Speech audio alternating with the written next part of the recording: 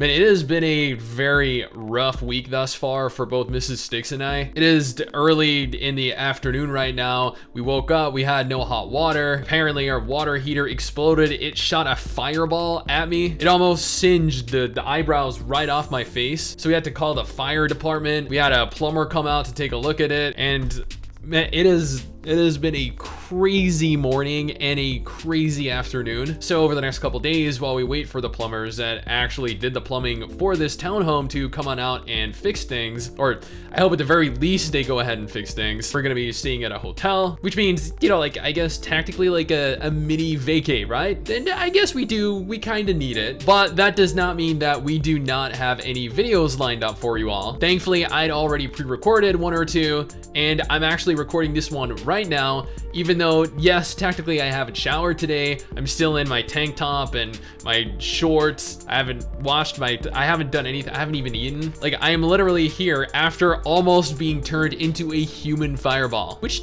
you know what, actually doesn't sound that terrible, but I'd prefer for it not to happen. Before we go any further though, I do want to note that we are giving away, like in multiple news videos in the past, any MMORPG you want completely free. All you need to do is go down into the comment section below, state which MMO you'd like, why you want that MMO, and be actively subscribed to the channel, because this only works if you are subscribed, and I can tell if you are subscribed or not. You can choose anything: Final Fantasy XIV, The Elder Scrolls Online, World of Warcraft, the new Destiny 2 expansions. I'll announce a winner in the next weekly bite of MMORPG news video, and that's it. Also, were you guys aware that we actually stream on Twitch every single week? Well, actually not necessarily this week because, you know, we had a giant fireball erupt from our garage, but typically every Tuesday, every Saturday, and every Sunday at 3 p.m. Eastern Standard Time over on our Twitch channel at twitch.tv/MMOByte. You should totally come on over and join us. Now, let's go ahead and start this right here before anything else goes wrong. We had the opportunity to participate in the second closed beta test for Bless Unleashed last week. The beta test in question was supposed to showcase the overhauled UI, combat additions, gameplay alterations, and honestly, after playing for 10 hours, this looked and felt just like the very first closed beta to us. Yes, there were a few very minor changes made, like mount control and keyboard key inclusion in the tutorials, but otherwise, this was essentially the very same broken game we played months ago. Yes, Bless Unleashed is going to be free to play, but not before making hundreds of thousands, if not millions of dollars from gullible players that fall victim to their pre-launch packs. Do note that I do believe Bless Unleashed is an atrocious PC MMORPG, not a terrible console MMO. My opinion of the game is exclusively specific to the PC iteration of the game. I think it's been like half a year, closer to a year, since I did any type of video on Skyforge, and while the game has, for the most part, been pretty light in terms of updates, it's worth noting that there was a planned Switch release last year that has finally gotten a full confirmed release date, February 4th, 2021. Yes, next week players will finally be able to boot up Skyforge and play the MMO on the Switch. In light of this, the developers actually went ahead and released a plethora of information regarding the PvE content to give potential players a head start if they're looking to try the game out for the first time. Which, I'll be honest with you guys here, is probably worth a shot given that this game plays just so much better on console anyway.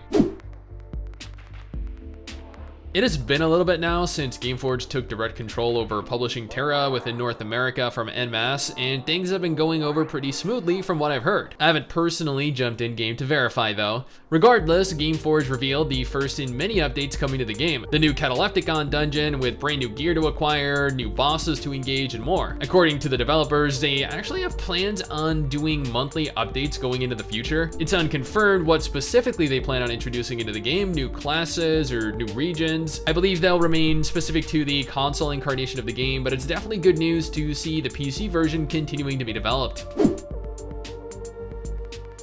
I hope you guys are ready, as patch 1.3 is coming next week on February 3rd. Not only is MiHoYo introducing the brand new 5-star hero Xiao, but they'll also have access to the Lantern Rite Festival, including various different festive events, and offer some pretty sick rewards. There has been a trailer release for the upcoming patch for players that are interested in the additions coming, or alternatively, you could merely wait a few more days and finish off whatever grind you're currently in the process of in anticipation of patch day. Either way, next week will be a great week for players.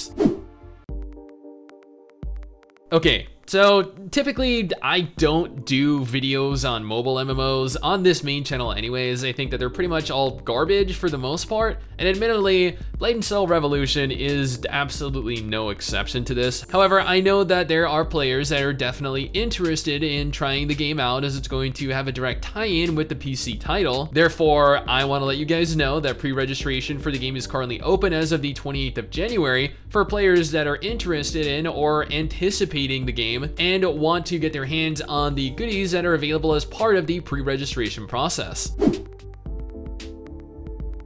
Elyon just launched in South Korea on PC recently, and interestingly enough, had a pretty solid reception with plenty of players logging in to play the game over its first month. With a rather successful launch now behind it, the developers behind the MMO wanted to confirm the brand new greatsword wielding Slayer class will be hitting the live servers on February 3rd. Yeah, next week. I know Elyon isn't currently available outside of South Korea, but it is confirmed to be releasing in North America and Europe this year, hopefully somewhere around the second quarter. Whether or not we'll have this 6th additional class with the global launch of the game remains to be seen though. While Terra 2 New Lands just launched into early access on Steam to somewhat mixed reviews, this is an indie developed sandbox MMO with a top-down isometric perspective attempting to offer a modern take on the older genre. The team in question is comprised of only 4 different people, so development is a bit slow, and the game itself is $35 to purchase, which is admittedly quite a hefty price to pay for a game that is potentially in a form that is unfitting for full release. Though if you are interested in potentially playing the game, then it is currently available via Steam. Both Mrs Stix and I will actually be taking a look at this game this coming month if you'd prefer to just go that route.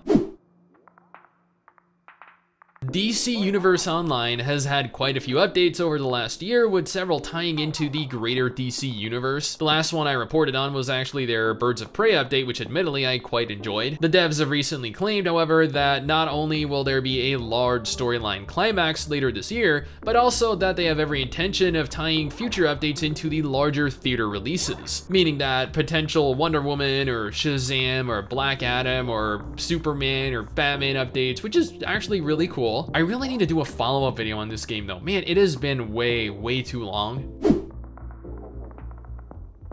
Pearl Abyss has opened up transfers after months of silence, allowing players to finally migrate their account on over from Kakao Games' incarnation of the title to Pearl Abyss's, with Pearl Abyss taking over publishing for the MMO in North America and Europe starting February. The transition process is fairly easy. I actually went ahead and did a video just yesterday detailing how to go about doing that, but if you don't migrate your account on over, you will lose everything you have worked on up until this point. Characters, money, time invested, everything. It's also worth noting that during their latest recap, the devs went on to discuss upcoming PvP and PvE content in the form of revamped node wars, monthly server wars, a Black Star raid, new quests, regions, mansion-sized houses, and well, it would just probably be better to go ahead and take a look at the recap yourself. It is definitely worth it. Now, there's no saying whether or not the transition is actually going to be for better or for worse for the game, but the fact that there could potentially be a lot of players that no longer have access to the game is a definite rip for me.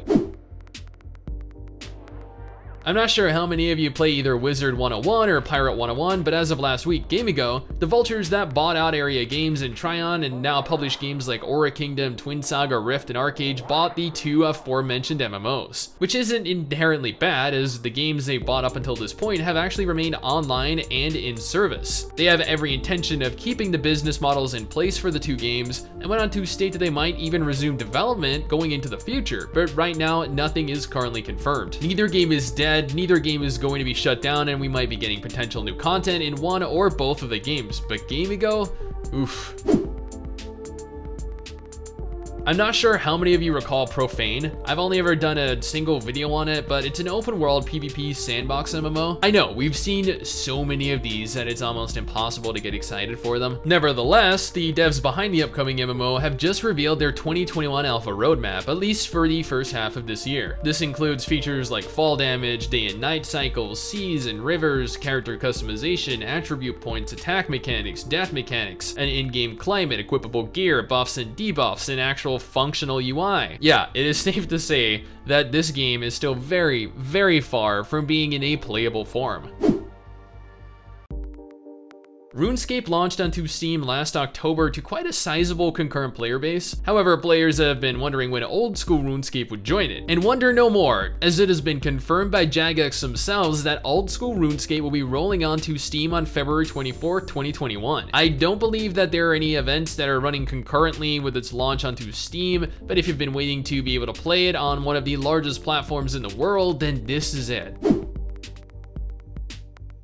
Pantheon has been slowly coming together over the course of the last, I don't even know how many years, but indie developed MMOs tend to run into quite a few financial issues on the way to release, with very few making it into a full state of release. Thankfully, it looks as though Pantheon has acquired quite a bit of new funding to hopefully push the MMO over that line and get players into the game. Going on to state initially that the funding they had was enough to get the game launched, but with the new injection of funding into the game will allow new major milestones to be surpassed. This is promising news for players, as this is one of the few MMOs that genuinely look promising and might be one of the rare indie MMOs that make it.